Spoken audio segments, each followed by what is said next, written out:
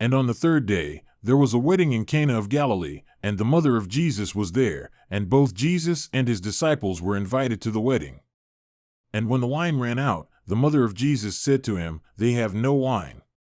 And Jesus said to her, "Woman, what do I have to do with you? My hour has not yet come."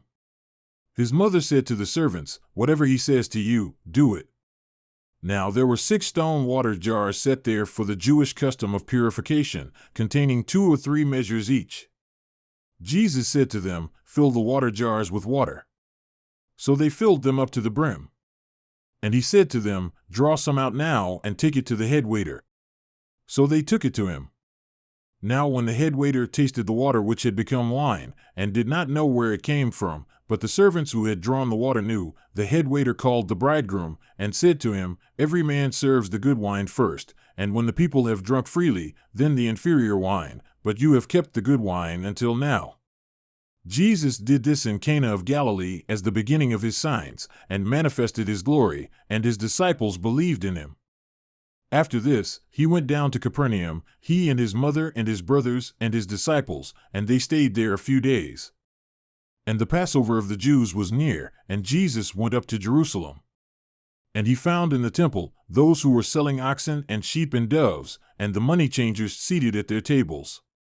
And he made a scourge of cords, and drove them all out of the temple, with the sheep and the oxen, and he poured out the coins of the money changers, and overturned their tables. And to those who were selling the doves he said, "Take these things away, stop making my Father's house a place of business." His disciples remembered that it was written, "Zeal for your house will consume me." The Jews then said to him, "What sign do you show us as your authority for doing these things?" Jesus answered them, "Destroy this sanctuary, and in 3 days I will raise it up." The Jews then said, "It took 46 years to build this sanctuary, and will you raise it up in 3 days?" But he was speaking about the sanctuary of his body. So when he was raised from the dead, his disciples remembered that he said this, and they believed the scripture and the word which Jesus had spoken. Now when he was in Jerusalem at the Passover, during the feast, many believed in his name, when they saw his signs which he was doing.